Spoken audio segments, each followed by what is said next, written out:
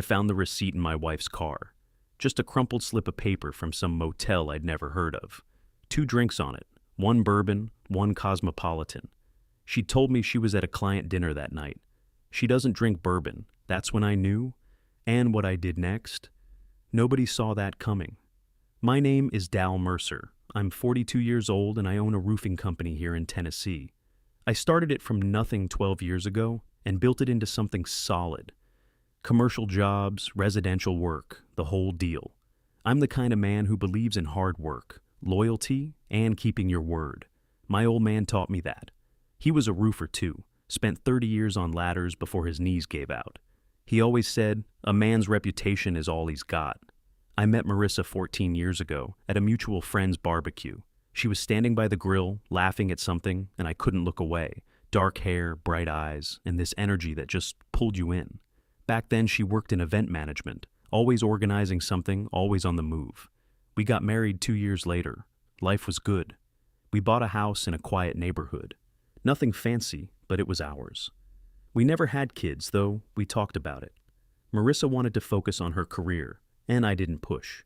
Then, about 3 months ago, things started to change. Little things at first. She started working late more often. New clothes showed up in her closet. She spent more time on her phone and always kept it face down when I walked into the room. I told myself it was just work stress. Her company was growing. Bigger clients, higher expectations. I wanted to believe her. I really did. It was a Saturday morning when everything snapped into focus. I was outside cleaning out Marissa's car in the driveway. She treated that thing like a mobile storage unit. Coffee cups, receipts, makeup scattered everywhere. I was just trying to help, trying to be a good husband. That's when I saw it. A receipt crumpled under the passenger seat. Riverside Inn, it said across the top. 2 drinks, 1 bourbon, 1 cosmopolitan. Thursday night, 9:15 p.m. I stood there in the driveway, holding that piece of paper, feeling something cold settle in my chest. Thursday night, Marissa had told me she was at a client dinner downtown, some big corporate event that was running late. She'd texted me around 8:30 telling me not to wait up. Marissa doesn't drink bourbon, never has. I folded the receipt carefully and slipped it into my pocket. My hand was steady, but my mind was racing.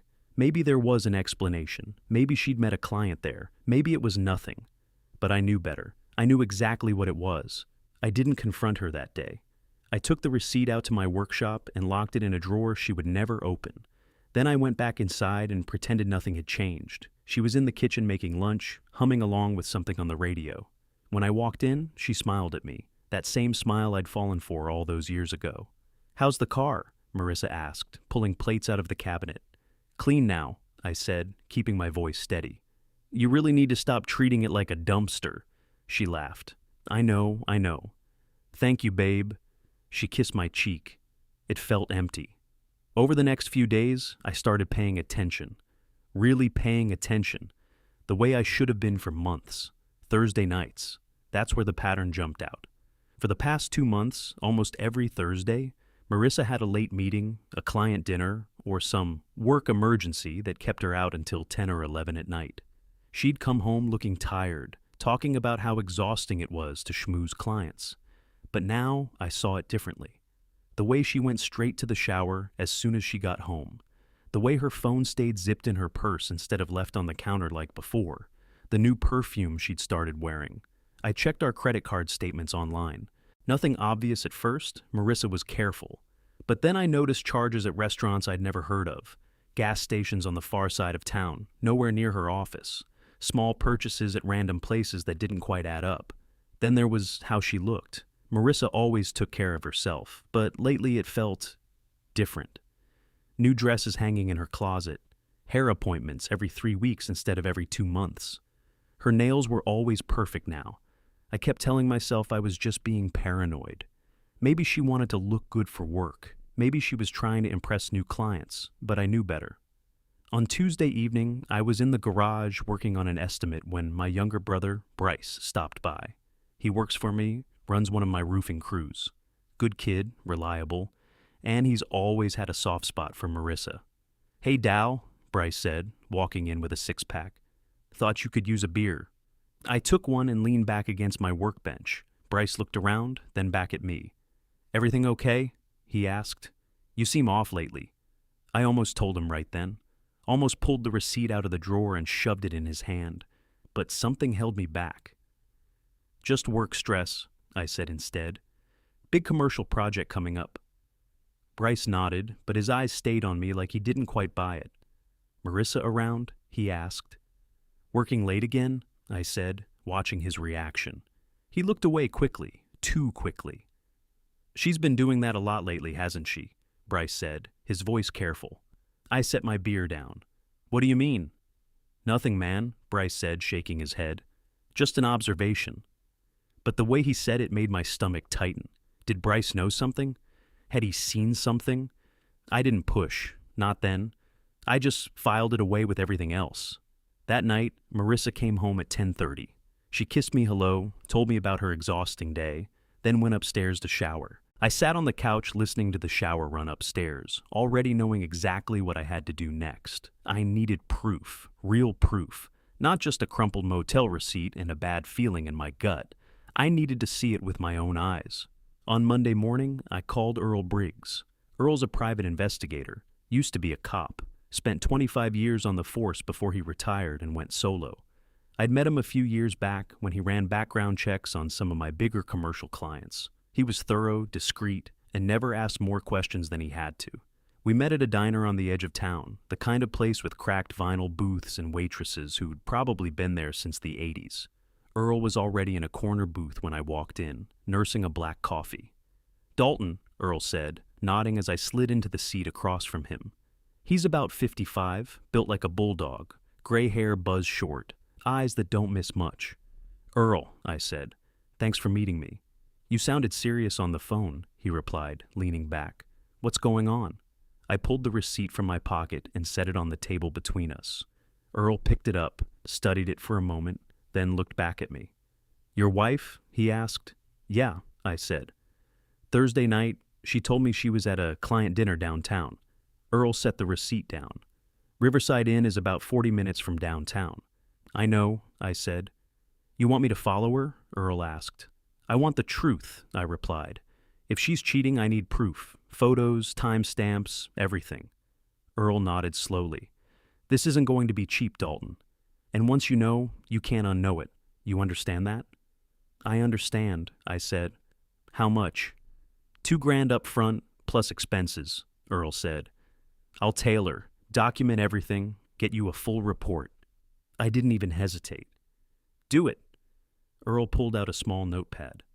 I'll need some details. Her schedule, what she drives, usual routes. I gave him everything. Marissa's work hours, her car, make and model, the nights she typically stayed late. Earl took notes, asked a few quick follow-ups, then slid the notepad back into his pocket. I'll start Thursday, Earl said. Seems to be her pattern. It is, I said.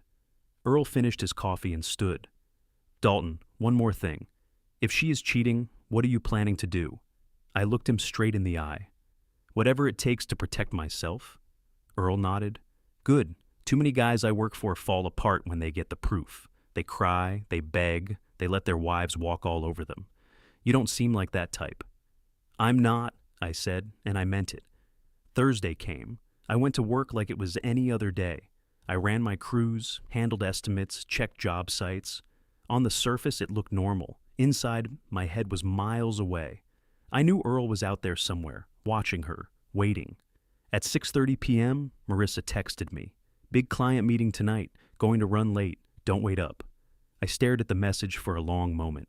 Then I typed back, no problem, good luck with the meeting. She sent back a heart emoji. I sat in my truck in a job site parking lot, phone in my hand, that little heart burning into my brain. Around 9:30, my phone buzzed, a text from Earl. She's at the Riverside Inn. Black Audi pulled up 10 minutes ago. Male, early 40s, tall. They went inside together, room 118. My grip tightened around the phone. Another message followed, getting photos now. We'll have everything documented. I didn't reply. I just sat there in the dark truck, engine off, staring through the windshield. Part of me wanted to drive straight to the motel, kick down the door, and confront them on the spot. But that wasn't the move, not yet. I needed everything locked down: proof, leverage, control. At 11:15, Earl texted again. Subject leaving now. Mail left 20 minutes ago. She's heading home. Full report tomorrow. I drove home, pulled into the garage, and walked inside like it was any other night. I poured myself a bourbon, sat in the dark living room, and waited. Marissa came in at 11:40. She looked tired, hair a little mussed. When she saw me, she smiled. "Hey babe," she said. "You waited up?" "Couldn't sleep," I said, taking a slow sip of bourbon. "How was the meeting?" "Exhausting," she sighed, dropping her purse on the counter. "But productive. I think we landed the account." "That's great," I said, keeping my voice even. She walked over and kissed my forehead. "I'm going to shower and crash. Long day." I watched her go upstairs, heard the bathroom door close, heard the water start again, just like before. I drained the rest of my bourbon in one swallow. Tomorrow I'd see the photos. Tomorrow I'd know everything. And then I'd decide exactly how to destroy her. Friday morning, Earl called at 7 o'clock. I was already at the office staring at payroll spreadsheets, pretending numbers could drown out my thoughts. "Dalton, it's Earl," he said. "I've got everything. You want to meet?" "Where?" I asked. "Same place as before, 1 hour." I drove to the diner, hands steady on the wheel. No shaking, no panic. Just a cold, hard focus. Earl was waiting in the same corner booth, a manila folder on the table in front of him. I slid into the seat across from him, and he nudged the folder toward me. "It's all in there," Earl said quietly. "Photos, timestamps, license plate on the other vehicle, everything you asked for." I opened the folder. The first photo hit like a punch to the gut. Marissa, standing outside room 118 at the Riverside Inn, smiling up at a man I'd never seen before, tall, well-dressed, confident. The next photo showed them walking into the room together, his hand on the small of her back. I flipped through more shots, timestamps showing they were inside for about 2 hours. Then pictures of him leaving first, adjusting his tie, and Marissa coming out 20 minutes later, checking her phone as she walked to her car. "I ran the plates," Earl said. "The car belongs to a guy named Drake Tillman. That name ring any bells?" The name hit me like ice water. "Yeah," I said slowly. "He's my business partner." Earl's face barely changed, but I caught the flash in his eyes. "Your business partner?" "We started the roofing company together 5 years ago," I said, my voice flat. 50-50 split. He handles commercial contracts. I handle residential and operations." "Jesus," Earl muttered. I closed the folder, my jaw locked. Drake. Of all people, Drake. The man I trusted with half my business. The man I'd invited into my home, to stand at my grill, to drink my beer. The guy who'd sat at my dinner table and shaken my hand. "There's more," Earl said. I dug a little deeper into his background. Drake Tillman is married. Wife's name is Nicole. They've got 2 kids, 8 and 10 years old. I looked up at him. "He's married?" "Yeah," Earl replied. "They live about 30 miles north of here. Nice house, white picket fence, the whole package." So Drake wasn't just blowing up my life. He was tearing apart his own family, too? "I need copies of everything," I said. "Digital and physical." Earl nodded.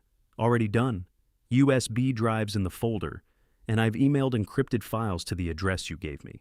I pulled out my checkbook and wrote him a check for the full amount, plus an extra 1,000. "That's more than we agreed on," Earl said. "You did good work," I told him, standing up. "I appreciate it." Earl rose too and held out his hand. "Dalton, whatever you're planning, be smart. Don't do anything that puts you in a cell." I shook his hand. "I won't, but I am going to make sure they both regret this for the rest of their lives." I walked out of that diner with the folder under my arm, climbed into my truck, and just sat there for a while. Drake Tillman, my business partner, the man who'd helped me build everything I had been sleeping with my wife, and now I was going to take everything from both of them. I didn't go into the office that day. Instead, I drove to a quiet park, found an empty picnic table, and spread out everything Earl had given me. Photos, timestamps, vehicle records. I studied every detail, burning it into my memory. Drake Tillman, 44 years old, married with 2 kids, my business partner for 5 years. The betrayal went deeper than just Marissa. Drake had access to our company accounts, our client lists, our contracts. If he was willing to betray me like this, what else had he been doing behind my back? I pulled out my phone and called my accountant, Patricia, the one who'd been handling our books since day one. "Patricia, it's Dalton Mercer," I said when she answered. "Dalton, hi," she replied. "What can I do for you?" "I need you to go through every transaction in the company accounts for the last 6 months," I said. "Every withdrawal, every transfer, anything Drake had access to. I want a full audit." There was a pause.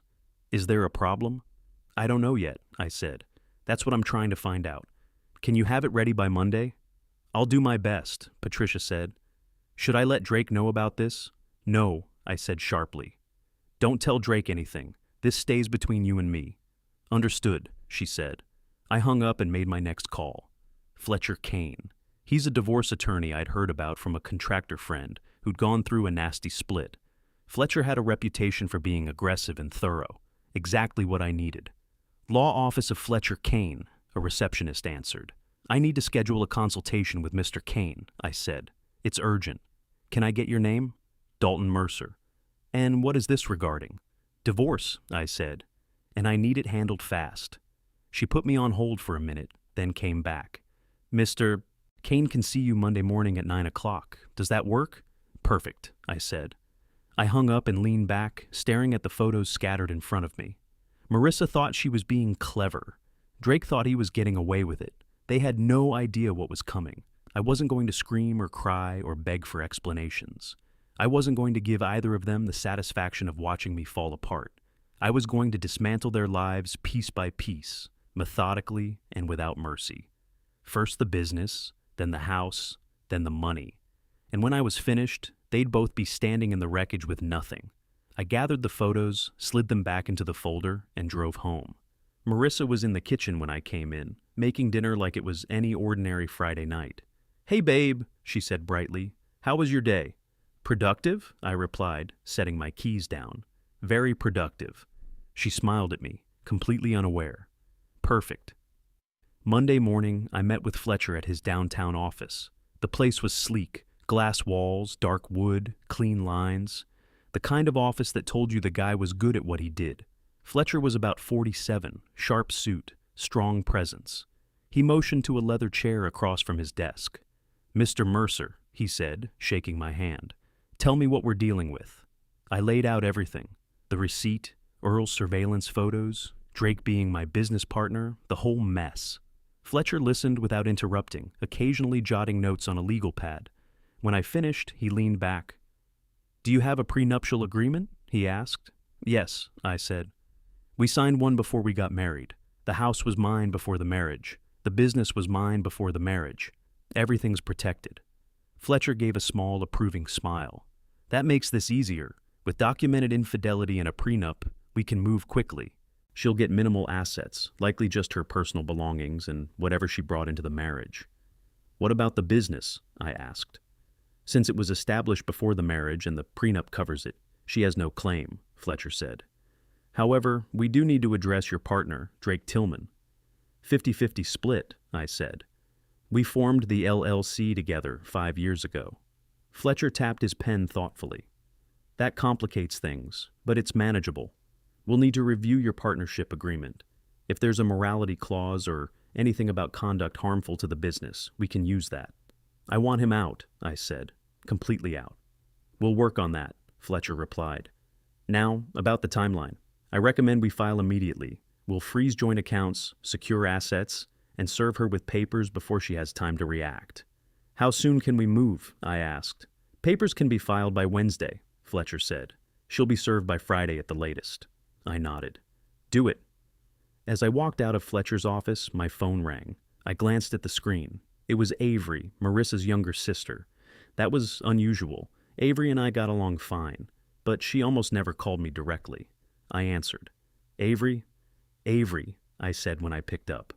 "We need to talk," she said. Her voice sounded tight, strained. "Can you meet me somewhere?" "When?" I asked. "Now," she said. "It's important." We met at a park near her apartment. Avery is 34, looks a lot like Marissa, but with darker hair and a calmer, quieter presence. She was already on a bench when I got there, wringing her hands, clearly nervous. "What's going on, Avery?" I asked, sitting beside her. She took a deep breath. "I know about Marissa." My stomach tightened. Know what exactly? The affair, Avery said quietly. I've known for about a month. I saw her at a restaurant with him. I confronted her, and she admitted it. She made me promise not to tell you. I stared at her. And you kept that promise.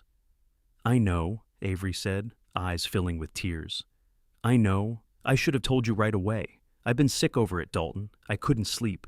That's why I'm telling you now. I can't keep lying for her. I took a slow breath, trying to process it. Who else knows?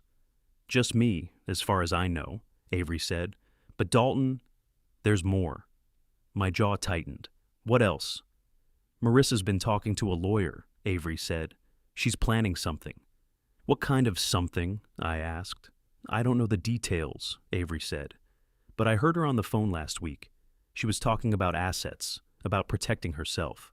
I think she knows you might find out, and she's getting ready. So Marissa was already setting up her own escape route. That changed the board completely. There's something else, Avery added, hesitating. Marissa told me she's pregnant. For a second, the world just stopped. Pregnant? I repeated. She said she found out 2 weeks ago, Avery said. But Dalton, I don't know if it's yours. With everything going on, I thought you needed to know.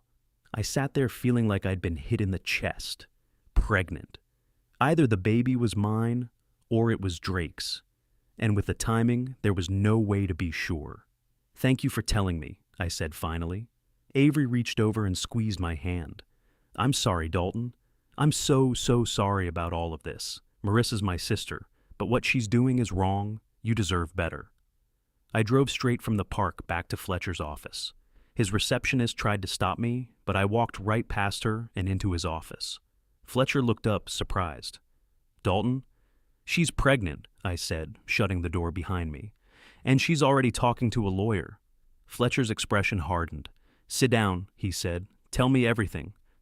Patricia, my accountant, called me Tuesday afternoon. I was at a job site, inspecting a commercial roof, when my phone buzzed. Dalton, we need to talk, she said, her voice tight. I found something. I'm on my way, I said. 20 minutes later, I was in her office, watching as she pulled up spreadsheets on her computer. I went through every transaction like you asked, Patricia said, and I found discrepancies. Money has been moving out of the business account into a separate account I didn't know existed. How much? I asked. Over the last 6 months? She swallowed. About $150,000. My hands curled into fists. Drake. The transfers were authorized by him, Patricia said. The account is under an LLC name I've never seen before, Tillman Consulting Services. So Drake wasn't just sleeping with my wife. He was stealing from our company at the same time. Can we prove it? I asked.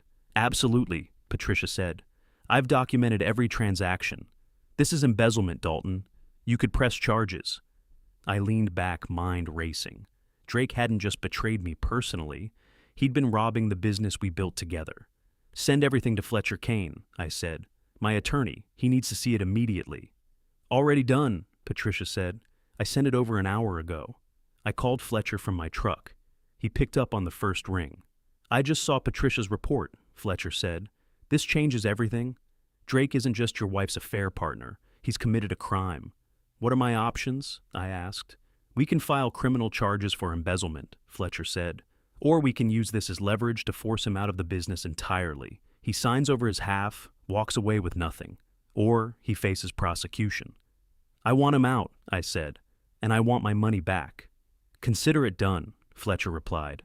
I'll have papers drawn up by tomorrow. But, Dalton, we have to move fast. If Drake gets suspicious, he could move more money or destroy evidence. That night, Marissa came home at her usual time. She was acting normal, cheerful even. She kissed me hello and started talking about her day like nothing was wrong. How was work? She asked, pouring herself a glass of wine. Busy, I said, watching her closely. How about you? Exhausting, she said. But good. We landed a big client today. She lied so easily it was like breathing to her. Marissa, I said slowly. Is there anything you want to tell me? She looked at me, head tilted, expression curious. Like what? I don't know, I said. Anything important? She laughed. Dalton, you're being weird. Are you okay? I almost told her then. I almost laid everything out. the photos, the surveillance, Drake, the stolen money, the pregnancy. But I swallowed it back. "I'm fine," I said. "Just tired." She walked over and wrapped her arms around me. "You work too hard, babe. You need to relax more." I stood there with her arms around me and felt absolutely nothing. "Yeah," I said. "Maybe you're right." She pulled away and smiled. "I'm going to take a bath. Long day." As she went upstairs, I pulled out my phone and opened one of Earl's photos. Marissa and Drake walking into that motel room together. On Wednesday, the divorce papers would be filed. By Friday, she'd be served, and then her entire world would implode. Thursday night came. I knew her pattern by heart now, every Thursday, like clockwork. Earl had confirmed it one more time earlier that week. Room 118 at the Riverside Inn, 7:45 p.m., every single time. I had the divorce papers in my truck, signed and ready. Fletcher had filed them Wednesday morning. Joint accounts were frozen. Protections around the business were in place. Criminal charges against Drake were drafted and ready to go.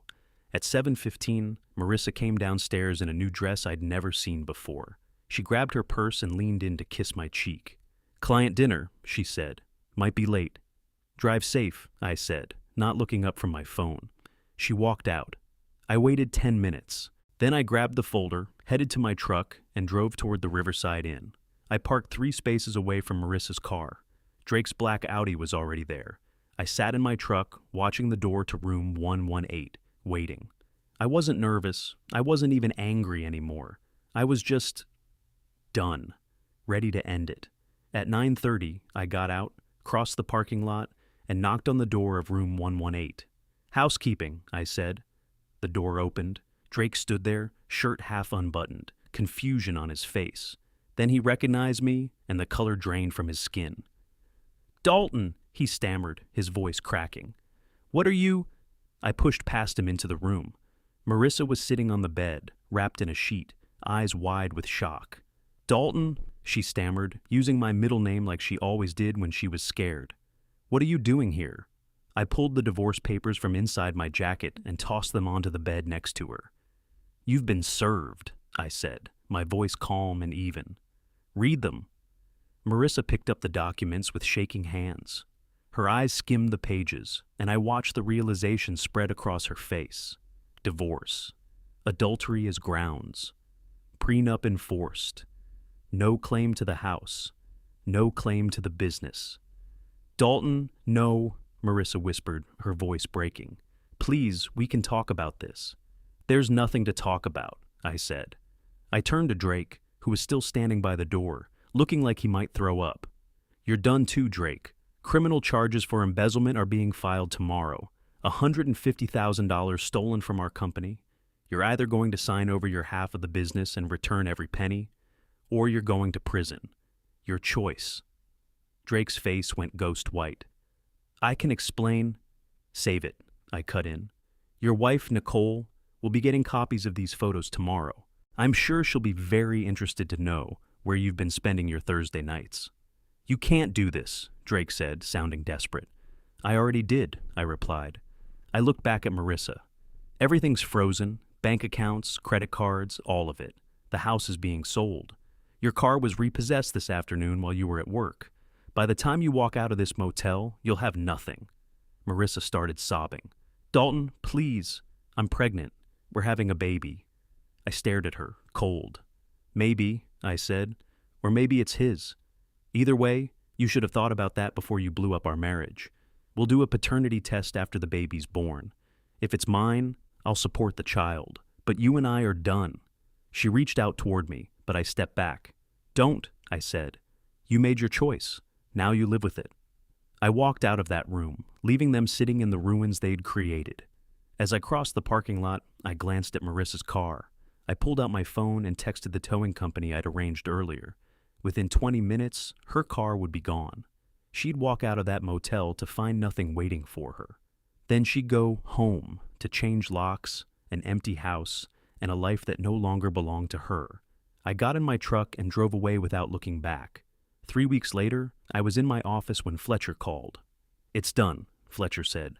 "Drake signed everything. He transferred his half of the business to you, returned the $150,000, and agreed to stay away from you and the company permanently. No criminal charges filed. Good, I said. Marissa's attorney tried to challenge the prenup, Fletcher continued, but it's airtight. She'll get her personal belongings and nothing else. The divorce will be final in 60 days. What about the pregnancy? I asked.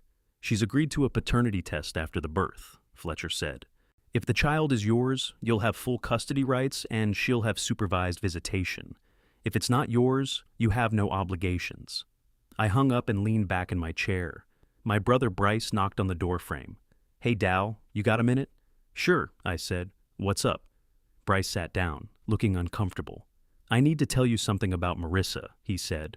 I already knew where this was going. I'd seen it in his eyes for months. You were interested in her, I said. Bryce looked down. Yeah, I'm sorry, man. I never acted on it, never said anything to her, but I should have told you I had feelings. I should have kept my distance. You should have, I agreed. But you didn't betray me, Bryce. She did. Drake did. You kept your distance, and that's what matters. Bryce nodded, relief softening his expression. So, we're good? We're good, I said. But if you ever catch feelings for someone I'm with again, you tell me. Understood? Understood, Bryce said. A month later, Marissa's mother, Francine, showed up at my office without an appointment. I was reviewing contracts when my secretary buzzed me. Mr. Mercer, there's a Francine Holloway here to see you, she said. She doesn't have an appointment, I sighed. Send her in. Francine stormed into my office, face flushed with anger. She was 63, tall and imposing, with the same bone structure as Marissa, only sharpened by time and bitterness. How could you do this to my daughter? Francine demanded, refusing to sit. Throwing her out, taking everything, humiliating her in public. What kind of man are you? I stood slowly and met her eyes. The kind of man who doesn't tolerate betrayal, I said, my voice calm but firm. Your daughter cheated on me for months. She stole my trust, lied to my face, and destroyed our marriage. I didn't do this to her. She did it to herself. She made a mistake, Francine snapped. Everyone makes mistakes. A mistake is forgetting to pick up milk, I said. What Marissa did was calculated, deliberate, and ongoing. She planned every lie, every secret meeting. That's not a mistake. That's a choice. Francine opened her mouth to argue, but I didn't give her the chance. And before you start painting me as the bad husband, I continued, ask yourself this. Did I ever cheat on her? Did I ever lie to her? Did I ever steal from her? No. I worked hard. I provided. I was faithful. If you want to be angry at somebody, be angry at your daughter for throwing away a good man and a good life. Francine stared at me, speechless. Now, get out of my office, I said quietly. And don't come back. She left without another word. 4 months later, the divorce was finalized. The paternity test came back. The baby was Drake's, not mine. Marissa was living in a small apartment across town, working a job that paid half of what she used to make. Drake's wife had divorced him too, taking the kids and most of his assets. He'd moved out of state. As for me, I bought a new house, smaller than the old one, but it was peaceful, and it was mine. The business was thriving without Drake dragging it down. I promoted one of my senior crew leads to partner, someone I actually trusted. Avery stopped by one afternoon to check on me. We'd stayed in touch after everything blew up. How are you doing? Avery asked. Better, I said. Honestly, it hurt, but I'm past it now. For what it's worth, Avery said, you handled all this better than most men would have. You didn't fall apart. You stayed strong. I had to, I said. Falling apart wouldn't have changed what happened. It would have just made me weaker. Life moved on. I learned to trust again, slowly. Learned that not everyone would betray me the way Marissa and Drake did. And I learned something else too. Sometimes the strongest thing you can do is walk away from someone who doesn't deserve you.